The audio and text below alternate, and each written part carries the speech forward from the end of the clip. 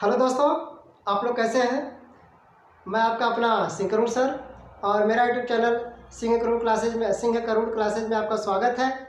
आज हम class 10th यानी 10 का बायोलॉजी पढ़ेंगे और बायोलॉजी के अंतर्गत हम पढ़ रहे हैं दूसरा चैप्टर कि जीवों में जनन कैसे होता है। तो जीवों के जनन में हमने पीछे पढ़ लिया कि जीवों में जनन, इसके बाद हमने पुष्पी पौधों का लैंगिक जनन पढ़ रहे हैं। तो पुष्पी पौधों का लैंगिक जनन में हमने बताया इसे 3 स्टेप में हम लैंगिक जनन को 3 स्टेप में बांट कर हम अध्ययन करते हैं। जो हमने पहला बताया था निषेचन पूर्व घटनाएं। तो निषेचन पूर्व घटनाएं में 2 घटनाएं होती हैं, एक युग्मकों का निर्माण और दूसरा युग्मक स्थानांतरण।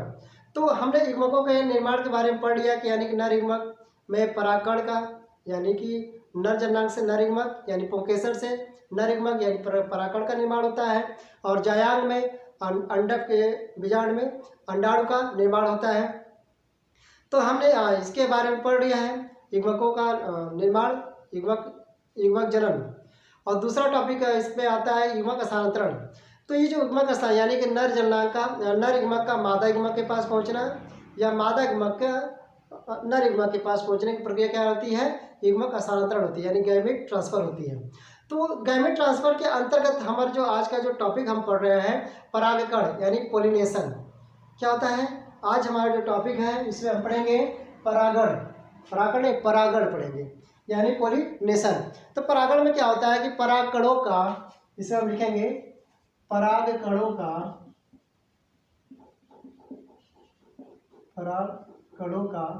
परागकोश से निकलकर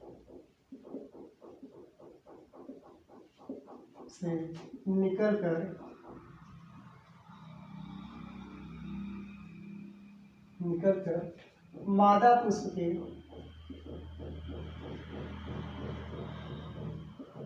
उसके वर्तिकाग्र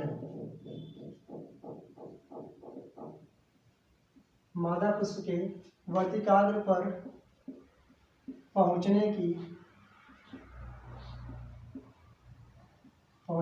क्रिया परागण कहलाती है।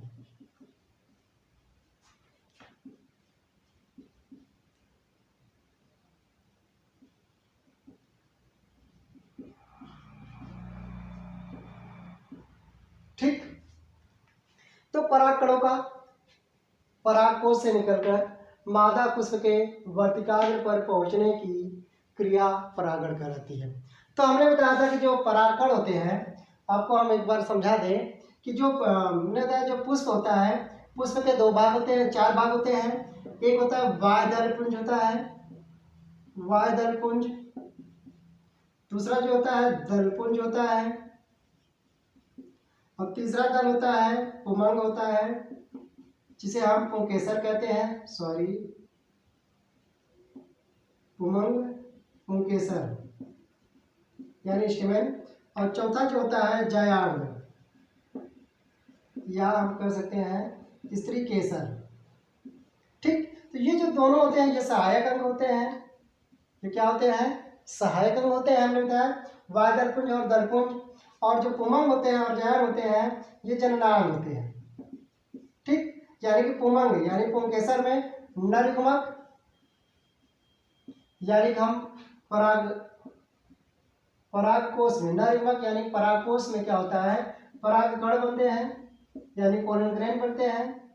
ठीक, और जो मादा जननांग में यहाँ पे मादा जननांग, ठीक, मादा जननांग से मादा युग्मक यानी क्या बनते हैं, अंडाणु बनते हैं। क्या बनते हैं, अंडाणु बनते हैं। ठीक, परागकण। तो ये जो परागकण बनते हैं ये नर युग्मक होता है, अंडाणु क्या होता है, मादा युग्मक होता है। अब यहाँ पे कह रहा है कि जो पराग, जैसे हमने जो मादा जननांग होते हैं तो मादा जननांग को 3 भागों में, जो फूला हुआ भाग होता है, ऐसे जो फूला हुआ भाग होता है इसे हम क्या कहते हैं, बीजांडकाय कहते हैं या हम कह सकते हैं अंडाशय कहते हैं। क्या कहते हैं इसे हम, अंडाशय कहते हैं। इसे हम वर्तिका कहते हैं और ये जो ऊपर जो होता है घुंडी के समान होता है इसे हम वर्तिकाग्र कहते हैं।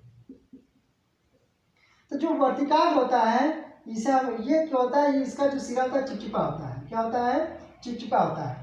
तो इसमें जो ये होते हैं इसे हम मादा जनन, यानी कि ये क्या होता है, पूरा चीज़ें क्या कहलाती है, जायान कहलाती है, जायान। और जायान की इकाई को हम क्या कहते हैं, स्त्री केसर कहते हैं।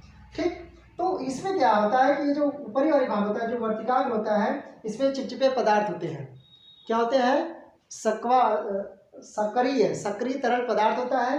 अब क्या होता है, इसमें जो होता है, जो परागकण होते हैं, जो परागकोश में उपस्थित होते हैं, यानी कि पुंकेसर में, कहाँ पे, परागकोश कहाँ होते हैं, पुंकेसर। पुंकेसर के 3 भाग होते हैं, इसमें हमने बताया था, तीसरे भाग। तो ये भाग क्या होता है, परागकोश होता है, क्या होता है, परागकोश। और परागकोश में क्या होते हैं कि परागकण पाए जाते हैं, हमने इसे पूरा पीछे हमने पढ़ा दिया है। तो परागकोश से परागकण निकलकर मादा पुष्प के जनना वर्तिकाग्र पर पहुंचने की प्रक्रिया क्या कराती है, परागण कहलाती है, क्या कराती है, परागण कहलाती है। यानी कि परागकणों का परागकोश से निकलकर, यानी पुमंग, पुंकेसर होता है, जो पुमंग होता है, पुमंग की इकाई को हम पुंकेसर कहते हैं। और पुंकेसर का जो परागकोश होता है, इसमें परागकण पाए जाते हैं, और परागकोश से परागकणों का निकलकर मादा पुष्प के वर्तिकाग्र पर पहुंचने, यानी मादा का जो पुष्प होता है, मादा को जया होता है, इसका जो वर्तिकाग्र पर पहुंचने की क्रिया को हम क्या कहते हैं, परागण कहते हैं, यानी कि पोलिनेशन कहते हैं।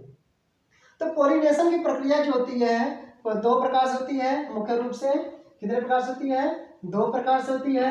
एक होती है स्वपरागण और दूसरा क्या होता है, पर परागण। पहली प्रक्रिया जो होती है इसमें स्वपरागण, यानी इसे हम सेल्फ पोलिनेशन कहते हैं। ठीक, तो सेल्फ पोलिनेशन में क्या होता है कि इस प्रक्रिया में, इसको एक बार आप देख लीजिए इसकी परिभाषा। इस प्रक्रिया में क्या कहते हैं, स्वपरागण, यानी कि परागकणों का परागकोश से निकलकर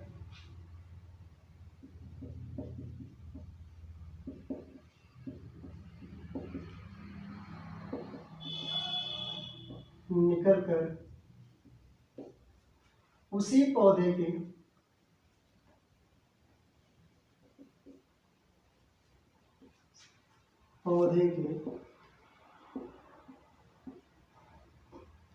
पराग मादा जनन, मादा पुष्प के वर्तिकाग्र पर पहुंचने की क्रिया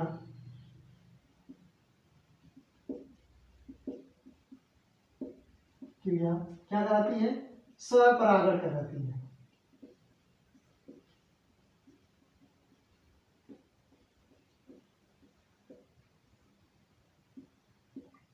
ठीक, तो जो अब क्या होता है कि परागकणों का परागकोश से निकलकर उसी पुष्प के, उसी पौधे के पुष्प, मादा पुष्प के, उसी पौधे के मादा पुष्प के वर्तिकाग्र पर पहुंचने की क्रिया क्या कहलाती है, स्वपरागण कहलाती है। क्या कहलाती है, स्वपरागण कहलाती है। तो जो स्वपरागण की जो प्रक्रिया होती है, यह मुख्य रूप से द्विलिंगी पौधे में होता है। किसमें होता है, स्वपरागण की प्रक्रिया, परागण की प्रक्रिया मुख्य रूप से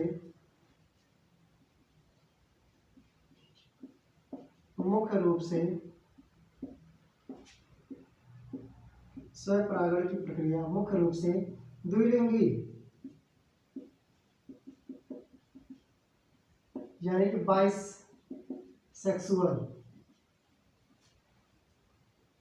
पुष्पों में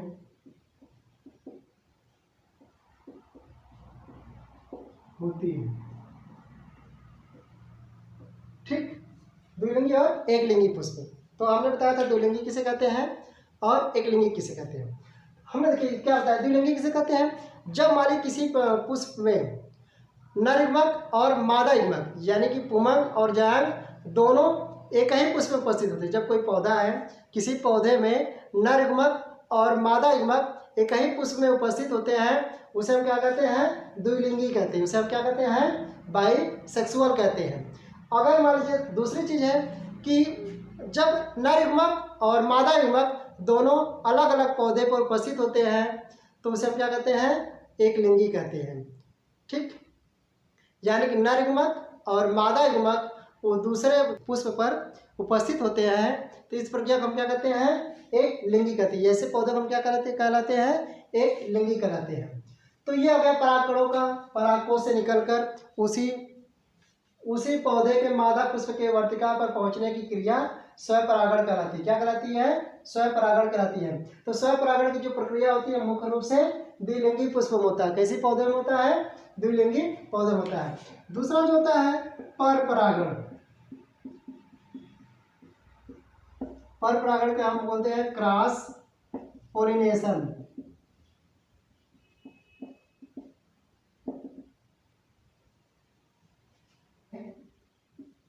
इस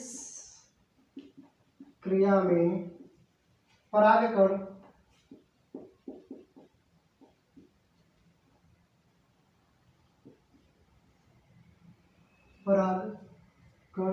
परागकोश से निकलकर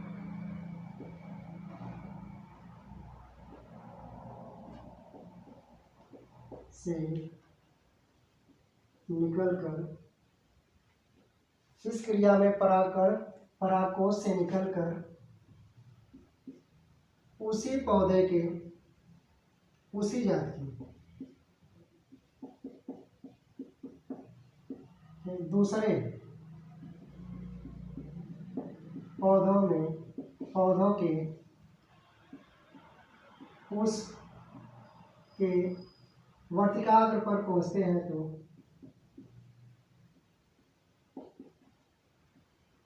पुष्प के वर्तिकाग्र दूसरे पौधे के मादा पुष्प के दूसरे पौधों के मादा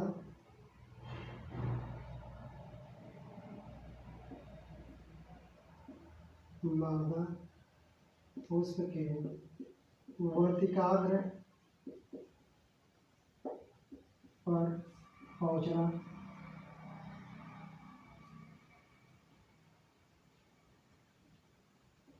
क्या कहलाता है, वर्तिकाग्र पर पहुंचना परपरागण कहलाता है।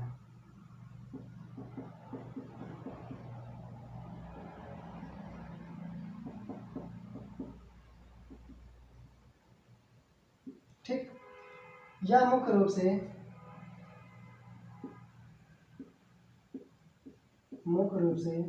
एक लिंगी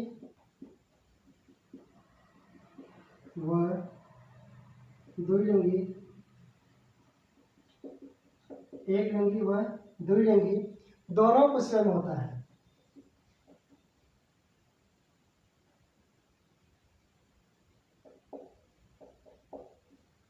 एक लिंगी व द्विलिंगी दोनों पुष्पों में होता है। अतः इस क्रिया के लिए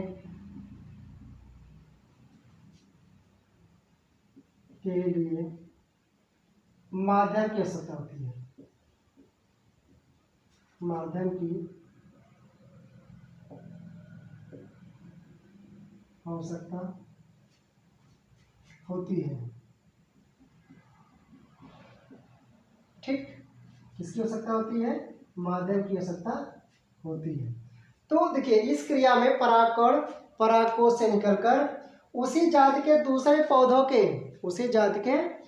पौधों के मादा पुष्प के वर्तिकाग्र पर पहुंचना क्या कहलाता है, परपरागण कहलाता है। क्या कहलाता है, परपरागण। तो यह मुख्य रूप से एकलिंगी व द्विलिंगी दोनों पौधे में होता है। अतः इस क्रिया के लिए माध्यम की आवश्यकता होती है। किसकी आवश्यकता होती है, माध्यम की आवश्यकता होती है। तो अब हम देखेंगे कि परपरागण की विधियां कौन कौन सी विधियां हैं। हमने कहा इसमें माध्यम की आवश्यकता होती है, तो कौन कौन से माध्यम होते हैं हम लोग देख लेते हैं। इसमें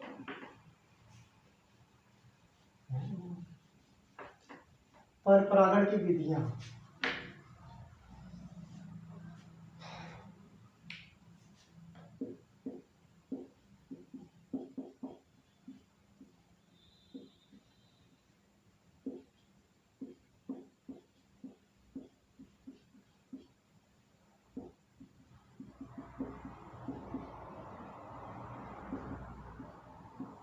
परपरागण की विधियां।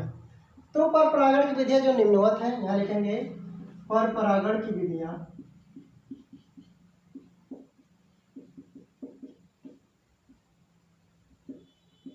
विधियां निम्नवत है।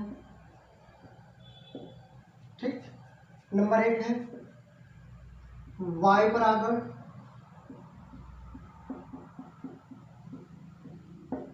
इसे बोलते हैं वायु परागण। दूसरा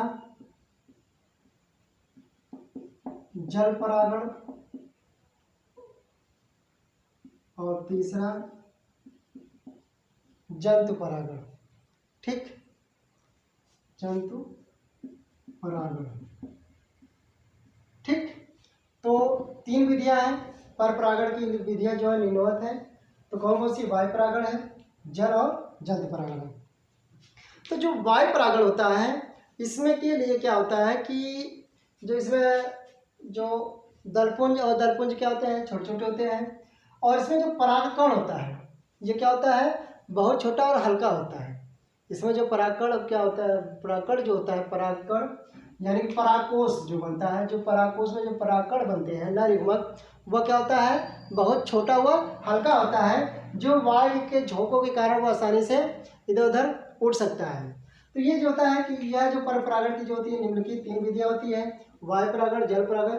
तो ये जो होते हैं, और इसमें जो होता है जल परागण में क्या होता है? जल परागण में यह जो जल परागण क्रिया होती है केवल जलीय पौधे में होता है। किसमें होता है? जलीय पौधे में होता है। और इसमें जो होते हैं कि जल के माध्यम से ही परागण की क्रिया होती है, इसलिए से हम क्या कहते हैं? जल परागण कहते हैं। तीसरा जो होता है जंतु परागण। तीसरा क्या है? जंतु परागण। तो जंतु परागण में क्या होता है कि इसमें परागण के लिए जो निम्न भाग के निम्न जीव जंतु भाग लेते हैं, जैसे मधुमक्खी हो गया और भी छोटे छोटे कीड़े मकोड़े, ये जो भाग लेते हैं। लेकिन इसमें क्या होता है कि इसमें देखिए जंतु और जल वायु जो परागण होता है, इसमें जो दलपुंज होता है, हमने कहा कि जो परागकण की जो क्रिया होती है जंतु परागण के लिए, यहाँ पे ये जो जंतु परागण के लिए जो दलपुंज होते हैं,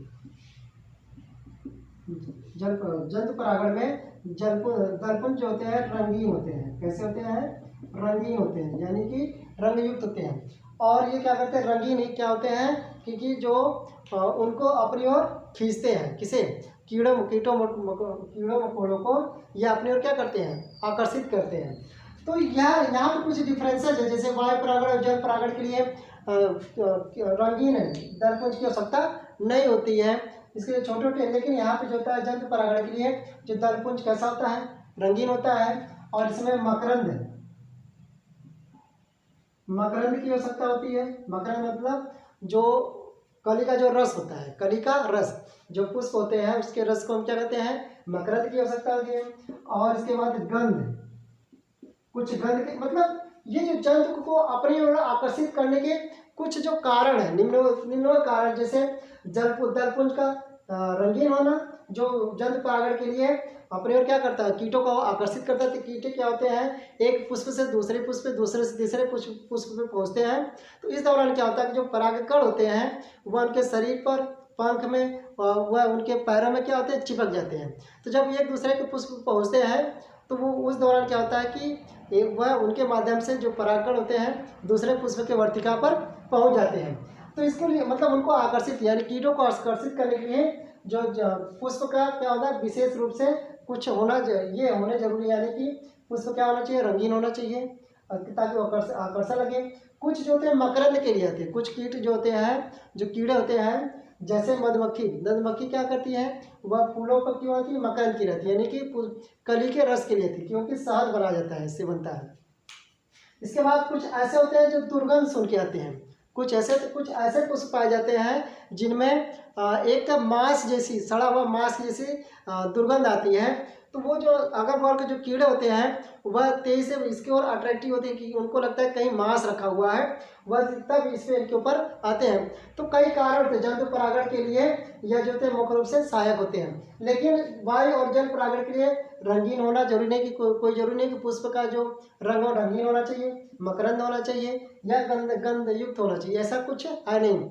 ये सब क्या होते हैं? रंगहीन होते हैं। गंधहीन होते हैं और मकरंदहीन होते हैं।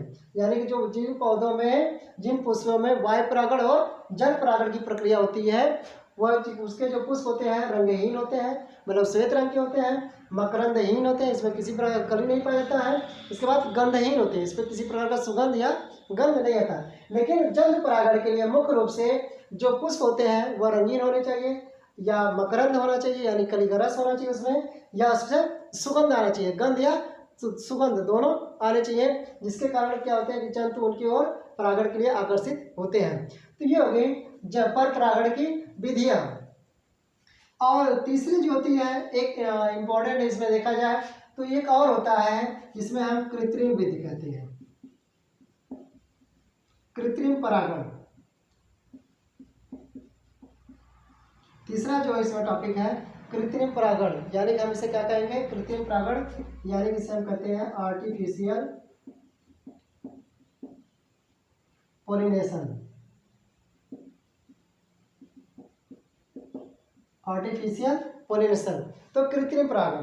तो कृत्रिम परागण जो प्रक्रिया होती है, अगर यहाँ पे जहाँ आर्टिफिशियल की बात करता है, कृत्रिम की बात करता है, तो वहाँ आप समझिए कि यह क्रिया किसके द्वारा कराई जा रही है, मानवों के द्वारा कराई जा रही है। जो क्रिया मानवों के द्वारा कराई जाए कृत्रिम ढंग से या आर्टिफिशियल रूप से कराया जाता है, उसे हम क्या कहते हैं, कृत्रिम। तो यहाँ पे जो परागण क्रिया होती है यह कृत्रिम विधि द्वारा कराई जाती है। तो कृत्रिम विधि के द्वारा कृत्रिम परागण जो होता है दो प्रकार से होता है। एक होता है विपुंसन,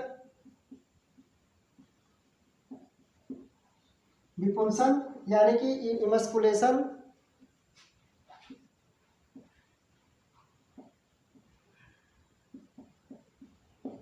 और दूसरा जो होता है थैलीकरण, थैलीकरण।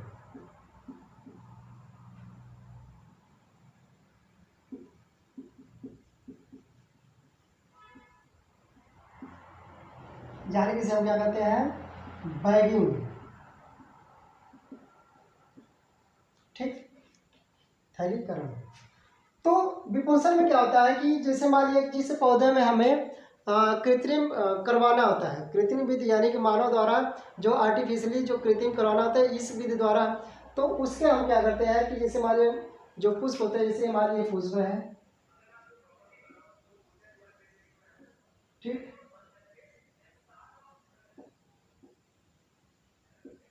ये पुष्प है और इसमें क्या होते हैं, ये पुंकेसर होते हैं।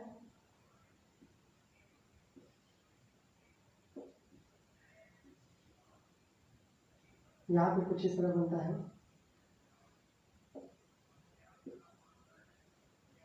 ठीक। तो यहाँ जो मान लीजिए पुष्प है, तो इससे देखिए दोनों चीजें, जिसे हम क्या कहते हैं, नरिमक यानी पुमंग कहते हैं, और ये जो भाग होता है ये इसे हम जायांग कहते हैं, ठीक, पुमंग और जायांग।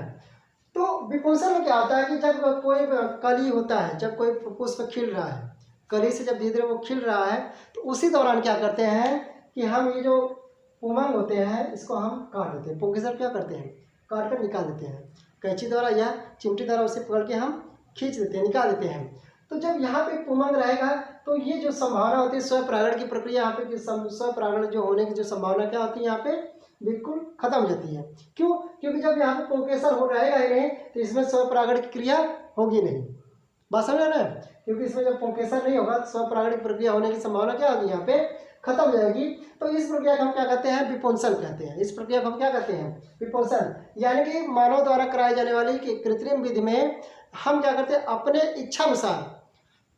इच्छा अनुसार फल को प्राप्त करने के लिए हम क्या करते हैं, यह विधि कृत्रिम परागण की विधि अपनाते हैं। और कृत्रिम परागण की विधि में हमने कहा दो विधियां होती हैं, एक विपुंसन, एक थैलीकरण। तो विपुंसन में क्या होता है कि जब पौधा खिल रहा होता है, जब कोई पुष्प है जब कली से धीरे धीरे खिल रहा होता है, जैसे खिलता है तो उसके जो पुमंग होते हैं, जो पुंकेसर होते हैं, नर जननांग होते हैं, इनको हम क्या करते हैं, कैंची से काट देते हैं या चिमटी से पकड़ के अलग कर देते हैं। अलग करने से क्या होता है कि इस विधि में अब यहाँ पे स्व परागण क्रिया होना क्या है, संभव नहीं है। दूसरी विधि क्या होती है, थैलीकरण विधि। थैलीकरण में क्या होता है कि इस विधि में हम क्या करते हैं कि इसमें पुमंग को तो अलग करते हैं, साथ में क्या करते हैं, ये जो वर्तिकाग्र होता है, वर्तिकाग्र को हम पॉलीथीन से बांध देते हैं।